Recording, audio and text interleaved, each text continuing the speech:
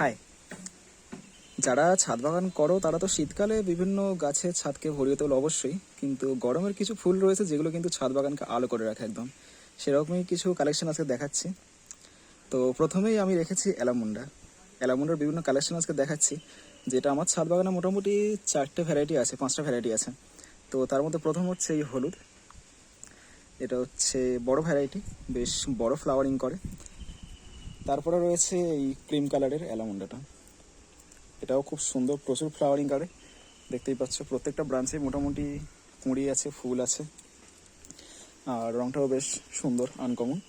তারপর রয়েছে হলুদের এই ছোটো ভ্যারাইটি।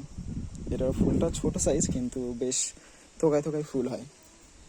তারপর রয়েছে আমার এই কী কালার বলা যায়, এটা খয়েরি টাইপের কালার, একটু লালচে খয়েরি টাইপের কালার। এর পাপড়িগুলো একটু খেলিয়ে দিতে হয়, নিজে থেকে আর কি খেলাতে পারে না, কিন্তু রংটা খুব সুন্দর। আর এরও দেখতে পাবো প্রতি ব্রাঞ্চেই কিন্তু কুঁড়ি রয়েছে, ফুল রয়েছে, আর এটাও প্রচুর ফ্লাওয়ারিং করে। আর এখানে রয়েছে একটা বেগুনি কালারের, কিন্তু ফুলটা এখনও ফোটেনি। এই যে সবে ছোট্ট একটা কুঁড়ি এসছে। তো এইটা ফুললে তোমাদের সাথে কালারটা কেমন সেটা শেয়ার করে দেবো। আর আরও একটা কালার হয় যেটা একটু বিস্কিট টাইপের কালার, মানে একটু ব্রাউনিশ কালার টাইপের।